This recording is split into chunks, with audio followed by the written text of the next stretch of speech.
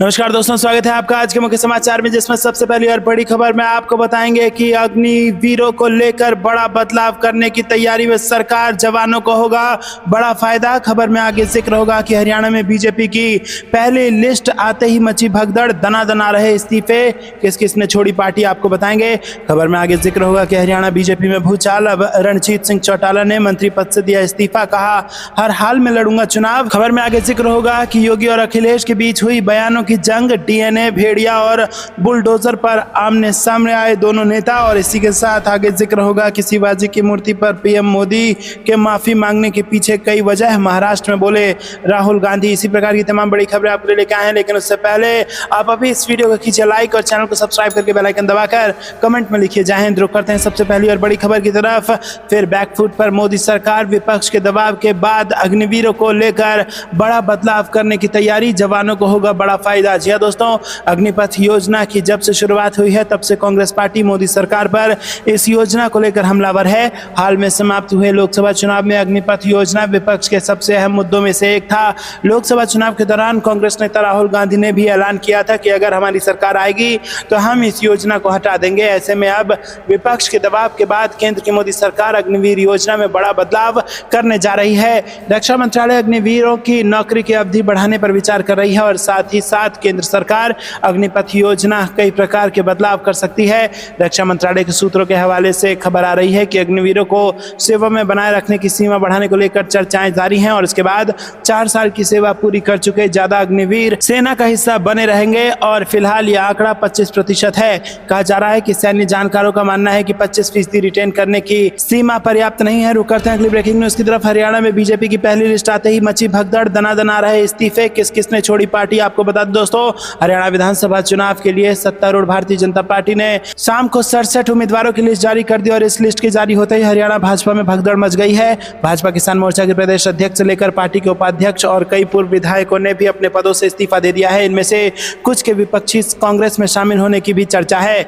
दोस्तों, अब तक जिन लोगों ने इस्तीफा दिया है उनमें भाजपा किसान मोर्चा के प्रदेश अध्यक्ष और पूर्व विधायक सुखविंदर सिंह सियोराणा भी शामिल हैं और यहाँ पर उन्होंने पार्टी की प्राथमिक सदस्यता से इस्तीफा दे दिया है और फेसबुक पर अलविदा भाजपा लिखकर इसका सार्वजनिक तौर पर ऐलान भी कर दिया है। रुक करते हैं अगली ब्रेकिंग न्यूज की तरफ। हरियाणा बीजेपी में भूचाल, अब रणजीत सिंह चौटाला ने मंत्री पद से दिया इस्तीफा, कहा हर हाल में लड़ूंगा चुनाव। जी दोस्तों, हरियाणा में बीजेपी के टिकट बंटवारे के बाद नेताओं की नाराजगी खुलकर सामने आ गई है।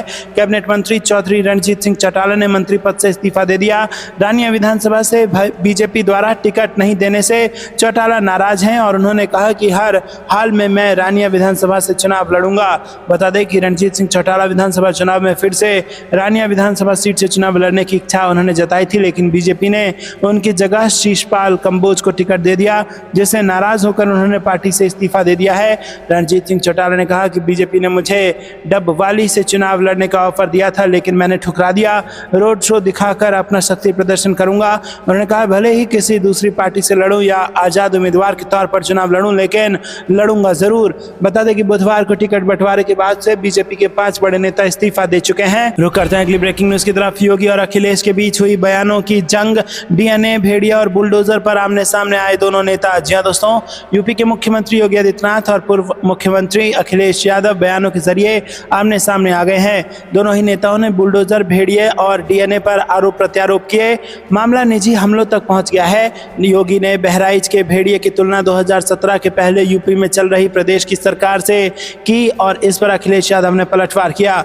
मुख्यमंत्री योगी आदित्यनाथ ने कहा कि 2017 के पहले जो लोग प्रदेश में लूट खसोट मचाए थे, आज जब उनके सपनों पर पानी फिर चुका है तो अब टीपू भी सुल्तान बनने चले हैं। और कई साल पहले एक धारावाहिक आया करता था मुंगेरी लाल के हसीन सपने, आज ये भी वही सपने देख रहे हैं। जब जनता ने इन्हें अवसर दिया था तब इन्होंने प्रदेश के युवाओं के भविष्य से खिलवाड़ करने में कोई कोर कसर नहीं छोड़ी थी। यहाँ के युवाओं के सामने, व्यापारियों के सामने, उद्यमियों के सामने पहचान का संकट खड़ा किया था। सीएम बुधवार को लोक भवन में अधीनस्थ सेवा चयन आयोग द्वारा चयनित 1334 अवर अभियंता, संगणक व फॉरमैन को नियुक्ति पत्र देने के बाद संबोधित कर रहे थे। उन्होंने कहा कि आज आपको प्रतिभा और क्षमता से नियुक्ति मिली है, इसके बाद भी यदि कोई बैरियर बनेगा तो उस बैरियर को हम हटाएंगे। जो लोग फिर भी बेईमानी और भ्रष्टाचार करेंगे उनकी संपत्ति को कुर्क करके गरीबों में बांटने का भी काम करेंगे। सीएम ने बिना किसी का नाम लिए कहा कि बुलडोजर पर सबका हाथ फिट नहीं हो सकता है, इसके लिए दिल और दिमाग दोनों चाहिए। बुलडोजर चलाने के लिए बुलडोजर जैसी इच्छा शक्ति व क्षमता चाहिए। दंगाइयों के सामने नाक रगड़ने वाले लोग बुलडोजर नहीं चला सकते हैं। उन्होंने कहा कि आज यहाँ नियुक्ति पाने वालों में हर जिलों का प्रतिनिधित्व दिखता है, न जाति न का भेद न क्षेत्र का, केवल प्रतिभा और आरक्षण के नियमों का पालन करते हुए प्रतिभाशाली युवाओं को नियुक्ति मिली है। रुक करते हैं अगली ब्रेकिंग न्यूज की तरफ। शिवाजी की मूर्ति पर पीएम मोदी के माफी मांगने के पीछे कई वजह, महाराष्ट्र में बोले राहुल गांधी। जी दोस्तों, महाराष्ट्र में सांगली के कड़ेगांव पहुंचे कांग्रेस नेता राहुल गांधी ने पार्टी कार्यकर्ताओं को संबोधित करते हुए कहा कि कांग्रेस पार्टी के बब्बर शेर कार्यकर्ता आपने सभी बीजेपी वालों को डरा के रखा है। पतंग राव कदम ने विकास का काम किया है, कांग्रेस के साथ पूरे दिल से पूरी जिंदगी खड़े रहे।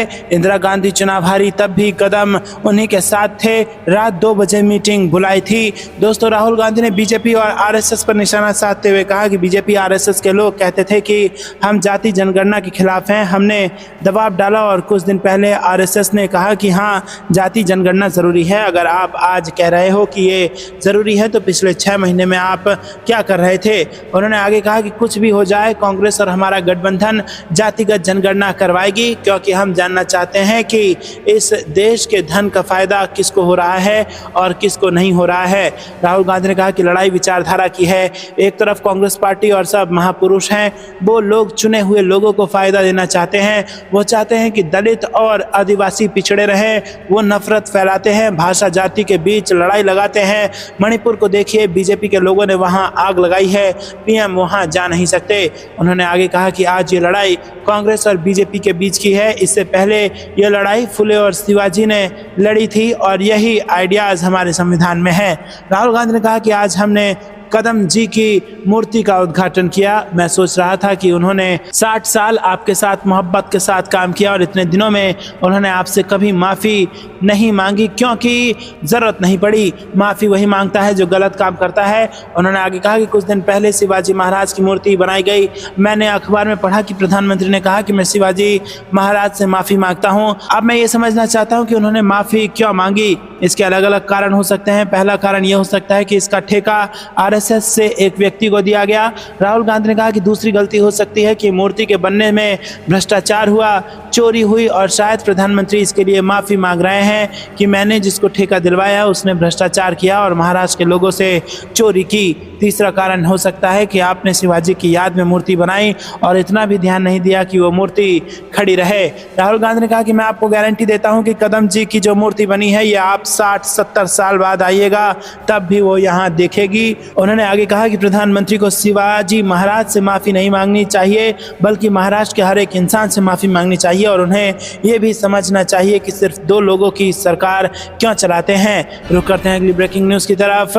जेल से बाहर आएंगे सीएम केजरीवाल, सुप्रीम कोर्ट में पूरी हुई जमानत याचिका पर सुनवाई, फैसला सुरक्षित। जी हाँ दोस्तों, दिल्ली के मुख्यमंत्री अरविंद केजरीवाल जेल से बाहर आएंगे या नहीं, इस पर अभी भी संशय है। गुरुवार को सुप्रीम कोर्ट में सीबीआई मामले में सीएम केजरीवाल की जमानत को लेकर सुनवाई पूरी होने के बाद न्यायालय ने अपना फैसला सुरक्षित रख लिया है। सीएम केजरीवाल को पहले ही दिल्ली शराब घोटाला में ईडी द्वारा दायर एफआईआर में जमानत मिल चुकी है। हालांकि सीबीआई द्वारा दर्ज भ्रष्टाचार मामले में उन्हें अभी जमानत नहीं मिली है। गुरुवार को सीएम केजरीवाल की जमानत की मांग करने वाली याचिका पर अब सुप्रीम कोर्ट ने अपना आदेश सुरक्षित रख लिया है। रुक करते हैं अगली ब्रेकिंग न्यूज की तरफ। लोकसभा की तरह उपचुनाव में तोड़ देंगे बीजेपी की कमर, 69,000 भर्ती अभ्यर्थियों ने दी चेतावनी। जी हाँ दोस्तों, आपको बता दें कि उत्तर प्रदेश में 69,000 शिक्षक भर्ती मामले में अभ्यर्थियों का गुस्सा थमने का नाम नहीं ले रहा है। अभ्यर्थी लगातार योगी सरकार की तमाम ओबीसी और पिछड़ों की राजनीति करने वाले नेताओं के आवास पर विरोध प्रदर्शन कर रहे हैं। अभ्यर्थियों ने चेतावनी दी है कि अगर सरकार ने हाईकोर्ट के आदेश का पालन नहीं किया तो इसका असर यूपी उपचुनाव पर देखने को मिलेगा। उन्होंने कहा कि हम उपचुनाव में बीजेपी की कमर तोड़ देंगे। शिक्षक भर्ती अभ्यर्थियों ने उन्हें नियुक्ति पत्र दिए जाने की मांग को लेकर योगी सरकार में कैबिनेट मंत्री ओम प्रकाश राजभर के आवास का घेराव किया। इस दौरान वहां जमकर हंगामा देखने को मिला। अभ्यर्थियों ने जमकर नारेबाजी की और इस दौरान पुलिस को उन्हें संभालने में कड़ी मशक्कत करनी पड़ी। शिक्षक अभ्यर्थी ने इस दौरान प्रदेश सरकार पर जमकर निशाना साधा। उन्होंने चेतावनी चेतावनी दी कि जिस तरह यूपी में लोकसभा में बीजेपी को हार का सामना करना पड़ा है, अब उसका असर उपचुनाव में भी देखने को मिलेगा। लोकसभा की तरह विधानसभा उपचुनाव में भी भाजपा की कमर तोड़ देंगे। और इस दौरान उन्होंने ओम प्रकाश राजभर के उस बयान पर तीखा हमला बोला जिसमें उन्होंने सीएम योगी से मिलकर बात करने की बात कही थी। रुक करते हैं अगली ब्रेकिंग न्यूज की तरफ। बुलडोजर की राजनीति बंद करो, जंगली जानवरों पर लगाम लगाओ, मायावती ने योगी सरकार को घेरा। जी हां दोस्तों, बहुजन समाज पार्टी की अध्यक्ष मायावती ने गुरुवार को योगी आदित्यनाथ सरकार पर हमला बोला।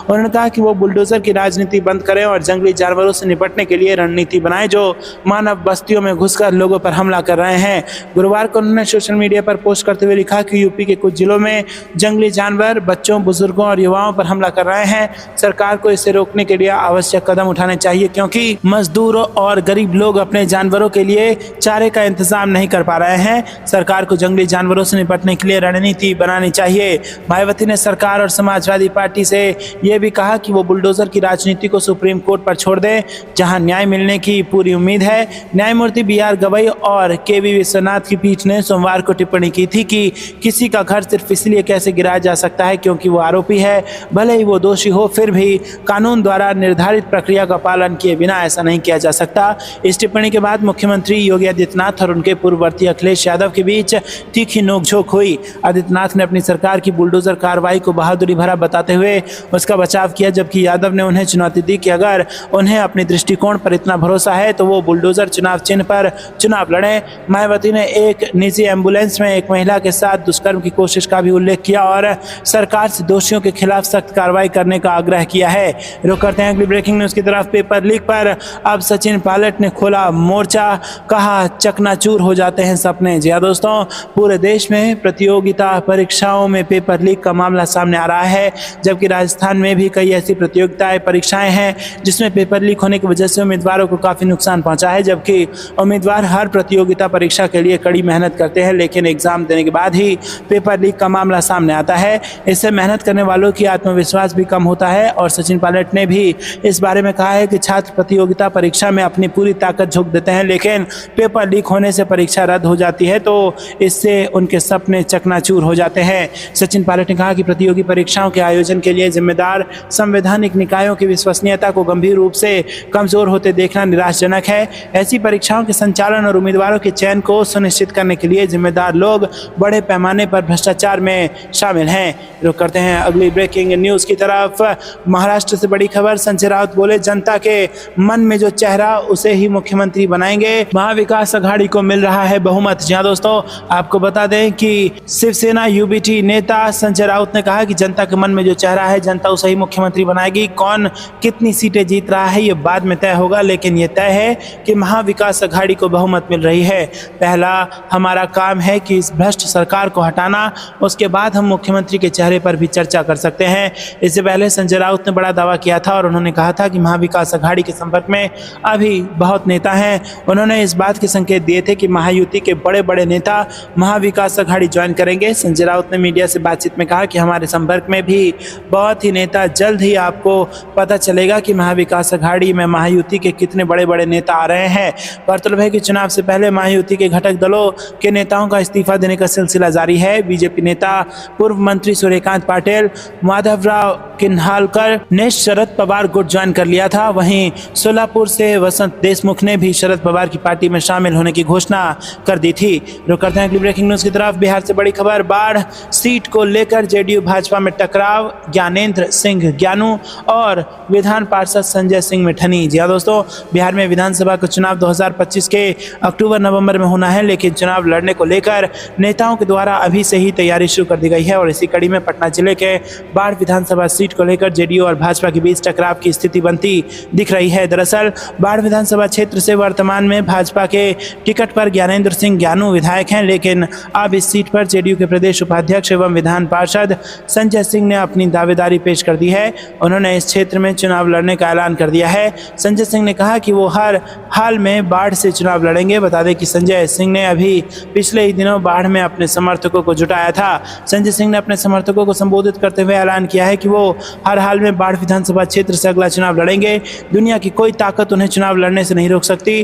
उन्होंने कहा कि बाढ़ की जनता चाहती है कि मैं यहाँ से चुनाव लड़ूं, इसलिए जनता की भावना का सम्मान करते हुए वो यहाँ से चुनाव लड़ने जा रहे हैं, लेकिन बाढ़ भाजपा सिटिंग सीट है। रुक करते हैं अगली ब्रेकिंग न्यूज की तरफ। सीएम नीतीश की सुरक्षा में तैनात जवानों ने जनप्रतिनिधियों से की धक्का मुक्की, एमपी बोले हमें वहां से भगा दिया। जी हां दोस्तों, बिहार के मुख्यमंत्री नीतीश कुमार गुरुवार को आरा दौरे पर रहे। वो कई कार्यक्रमों में शामिल होने के लिए यहां आए थे, लेकिन सीएम दौरे को लेकर जनप्रतिनिधियों से लेकर आम जनता ने उनके प्रति नाराजगी जाहिर की। उन्होंने मुख्यमंत्री के अंगरक्षकों पर धक्का मुक्की और दुर्व्यवहार करने का आरोप लगाया है। हालांकि आरा सांसद को छोड़कर किसी भी राजनीतिक दल के नेता या कार्यकर्ता कैमरे के सामने कुछ भी कहने से इनकार कर दिया। आरा दौरे पर नए मुख्यमंत्री नीतीश कुमार ने सबसे पहले 0 माइल स्थित नवनिर्मित मेडिकल कॉलेज का निरीक्षण किया। इसके बाद वो बढ़हरा प्रखंड के बोखरापुर गांव में पंचायत राज भवन का उद्घाटन करने पहुंचे।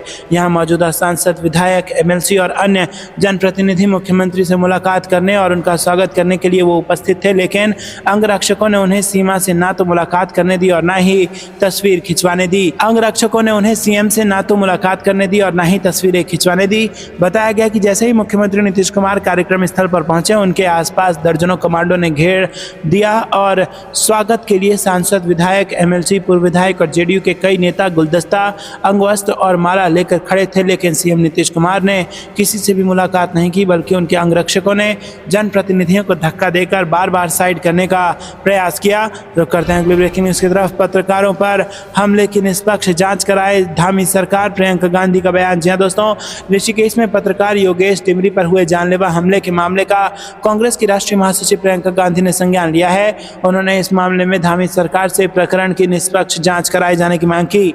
बुधवार को अपने फेसबुक पेज पर प्रियंका गांधी ने लिखा कि शराब माफिया ने पत्रकार योगेश डिमरी को इतनी बुरी तरह पीटा कि उन्हें ऋषिकेश एम्स में भर्ती कराना पड़ा। यह निंदनीय घटना इस बात की गवाह है कि उत्तराखंड में कानून व्यवस्था पूरी तरह माफिया के चंगुल में फंस चुकी है। उत्तराखंड में चारों तरफ शराब माफिया, खनन माफिया और भू माफिया फल फूल रहे हैं। सत्ता में बैठी भाजपा सरकार लगाम लगाने की बजाय इन्हें संरक्षण दे रही है। इनसे त्रस्त प्रदेश की जनता पूछ रही है कि भाजपा सरकार माफिया के चंगुल से बाहर कब निकलेगी। और इधर प्रदेश अध्यक्ष करण माहरा ने कहा कि ये घटना उत्तराखंड की कानूनी व्यवस्था की बदहाली को दर्शाती है। प्रदेश में जमीन खनन और शराब माफिया पूरी तरह से हावी है। राज्य में शराब और नशे का कारोबार चरम पर है। उन्होंने आरोप लगाया कि भाजपा के कार्यकाल में ऐसे अवैध कारोबार फल फूल रहे हैं। शासन में प्रशासन के संरक्षण के बगैर ऐसे लोगों का पनपना संभव नहीं है। उन्होंने कहा कि धामी सरकार को इस प्रकरण की निष्पक्ष जांच करानी ही चाहिए। रुक करते हैं अगली ब्रेकिंग न्यूज की तरफ। तेजस्वी यादव से आधी रात को ओसामा साहब की सीक्रेट मीटिंग, जानिए अंदर की चौंकाने वाली बात। जहां दोस्तों, शहाबुद्दीन के मरने के बाद से उनके परिवार की आरजेडी से दूरियां बढ़ने लगी थी। लालू यादव के बेहद करीब रहे मोहम्मद शहाबुद्दीन की आरजेडी के संस्थापक सदस्य रहे, लेकिन दूरियां इस कदर बढ़ गई कि 2024 के लोकसभा चुनाव में शहाबुद्दीन की पत्नी हेना साहब ने निर्दलीय चुनाव लड़ा, लेकिन एक बार फिर से दोनों परिवारों के बीच नजदीकियां बढ़ती दिख रही हैं और इसके बीच मुलाकातों का सिलसिला जारी है। पहले एमएलसी विनोद जायसवाल के आवास पर लालू यादव और तेजस्वी यादव ने हेना साहब से मुलाकात की। इसके बाद नेता प्रतिपक्ष के सरकारी आवास 5 देश रत्न मार्ग पर शहाबुद्दीन के बेटे ओसामा साहब ने यहां पर तेजस्वी यादव से मुलाकात के बाद सियासी सरगर्मी काफी तेज कर दी है। इस सीक्रेट मीटिंग के बाद चर्चा है कि शहाबुद्दीन का परिवार एक बार फिर मजबूती के साथ आरजेडी से जुड़ेगा। इस बार ओसामा साहब को आरजेडी में यहाँ पर महत्वपूर्ण जिम्मेदारी सौंपी जा सकती है। इसके साथ ही 2025 के बिहार विधानसभा चुनाव से पहले तेजस्वी के जनसंवाद यात्रा में भी ओसामा शामिल होंगे। वहीं ओसामा और तेजस्वी की सीक्रेट मीटिंग में सांसद संजय यादव और पूर्व विधानसभा अध्यक्ष अवध बिहारी चौधरी भी थे। रुक करते हैं अगली ब्रेकिंग न्यूज की तरफ। बुलडोजर संस्कृति न्यायपालिका के मुताबिक नहीं, इसे रोका जाए, यूपी कांग्रेस अध्यक्ष का बयान। जी दोस्तों, कांग्रेस नेता अजय राय ने उत्तर प्रदेश में बुलडोजर संस्कृति की आलोचना करते हुए कहा कि ये न्यायिक व्यवस्था के विपरीत है और इसे रोका जाना चाहिए। उनकी ये टिप्पणी अखिलेश यादव और मुख्यमंत्री योगी आदित्यनाथ के बीच बुलडोजर के इस्तेमाल को लेकर तीखी नोकझोंक के बाद आई है, जो आदित्यनाथ के अपराध के खिलाफ जीरो टॉलरेंस का प्रतीक बन गया है। इसी हफ्ते सुप्रीम कोर्ट ने बुलडोजर का उपयोग करके अपराधियों के घरों को ध्वस्त करने की निंदा की थी। राय ने कानूनी प्रक्रिया का सख्ती से पालन करने की वकालत करते हुए अदालत के रुख की प्रशंसा की और राय ने कहा कि हम सुप्रीम कोर्ट के आदेश का स्वागत करते हैं और कोई भी निर्णय न्यायपालिका के अनुसार होना चाहिए ताकि लोगों को न्याय मिल सके। न्यायपालिका में बुलडोजर के लिए कोई जगह नहीं है। दोस्तों, सुप्रीम कोर्ट की ये टिप्पणी जस्टिस BR गवई और KV विश्वनाथन की ओर से एक सुनवाई के दौरान आई। उन्होंने सवाल उठाया कि किसी का घर सिर्फ इसलिए नहीं गिराया जा सकता क्योंकि उस पर कोई अपराध करने का आरोप है। पीठ ने इस बात पर जोर दिया कि दोषियों के घर भी बिना कानूनी प्रक्रियाओं का पालन किए नहीं गिराए जा सकते। बीएसपी अध्यक्ष मायावती ने भी सुप्रीम कोर्ट की टिप्पणी का समर्थन किया। सर्वोच्च अदालत ने कहा कि पूरे भारत में उचित क्रियान्वयन सुनिश्चित करने के लिए दिशा निर्देश स्थापित किए जाएंगे और इस कदम का उद्देश्य मनमाने ढंग से होने वाले विध्वंस को रोकना और कानूनी मानकों को बनाए रखना है। तो दोस्तों, आपको क्या कुछ लगता है कमेंट में जरूर बताइए। ये थी दिन भर की सारी जरूरी और बड़ी खबरें। अंत तक बने रहने के लिए बहुत बहुत धन्यवाद। जय हिंद, जय भारत।